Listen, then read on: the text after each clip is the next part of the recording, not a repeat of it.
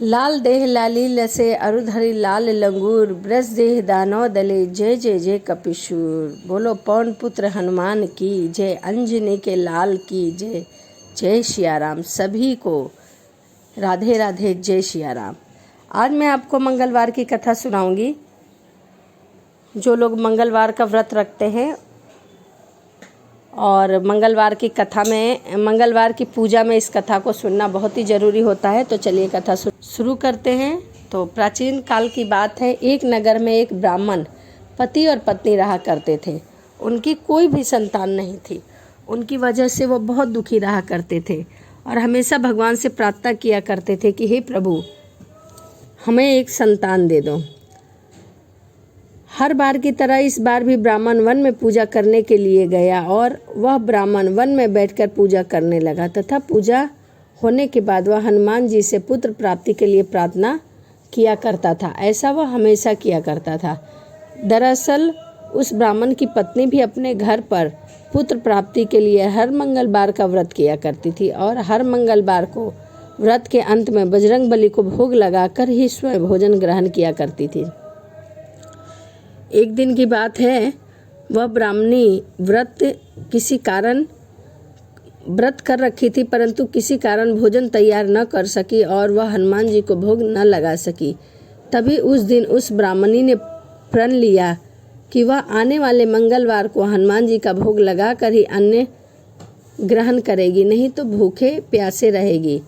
भूखे प्यासे 6 दिन के बिताने के बाद ही वह मंगलवार के दिन वह ब्राह्मणी बेहोश हो गई और तब उसकी इस निष्ठा, त्याग और सच्ची लगन और सच्ची भावना को देखकर हनुमान जी प्रसन्न हो गया और उस ब्राह्मणी को दर्शन दिया और कहा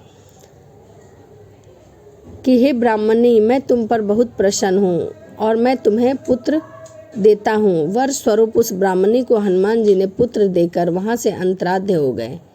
ब्राह्मणी पुत्र प्राप्ति से अति प्रसन्न हो आती है और उस पुत्र का नाम मंगल रख देती है।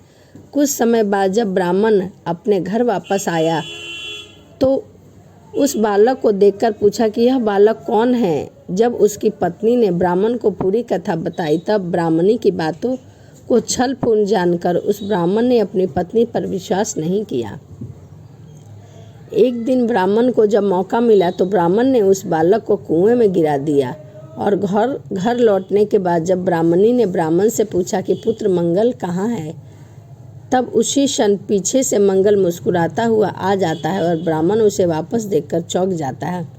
उसी रात हनुमान जी ने ब्राह्मण को सपने में दर्शन देकर कहा कि वह पुत्र तुम्हारा ही है, मैंने ही तुम्हारी पत्नी यानी कि ब्राह्मणी को दिया है। यह सच जानकर ब्राह्मण अति प्रसन्न हुआ और उस ब्राह्मण पति पत्नी नियमित रूप से हर मंगलवार को व्रत रखने लगे और नियम से पूजा करने लगे। अतः इस मंगलवार को व्रत रखने वाले हर मनुष्य पर हनुमान जी की असीम कृपा बनी रहती है।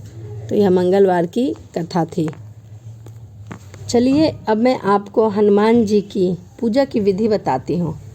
हनुमान जी का व्रत लगातार 21 मंगलवार तक करना चाहिए, कम से कम 21 मंगलवार तक।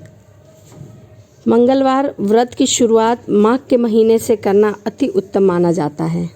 मंगलवार के दिन ब्रह्म मुहूर्त में उठकर स्नान आदि कर लाल रंग का वस्त्र ग्रहण करना चाहिए और हनुमान जी की प्रतिमा के सामने हमें यह संकल्प लेना चाहिए कि आज हमने आपके व्रत का संकल्प लिया है। हे प्रभु, इस संकल्प को पूरा करने में मेरी मदद करें।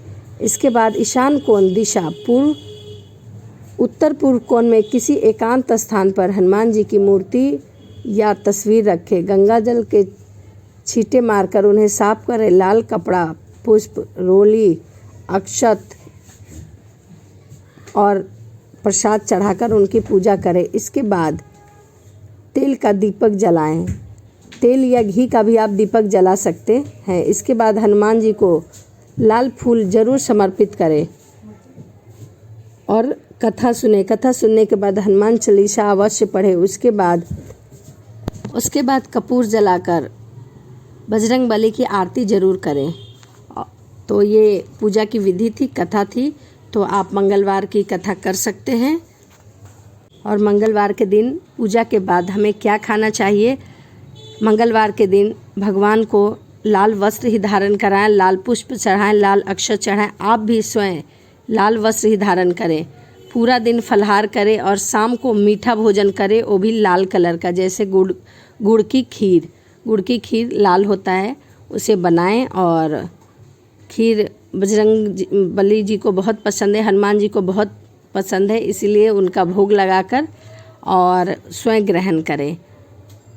तो ये कथा विधि बताई और हमें क्या खाना चाहिए ये बताया। तो आप भी हनुमान जी की पूजा अर्चना ज़रूर करें, व्रत रखें और अपनी मनोकामनाओं को पूर्ण करें। इसी के साथ चलिए मिलते हैं अगली वीडियो में। जय सिया राम और जय बजरंग बली।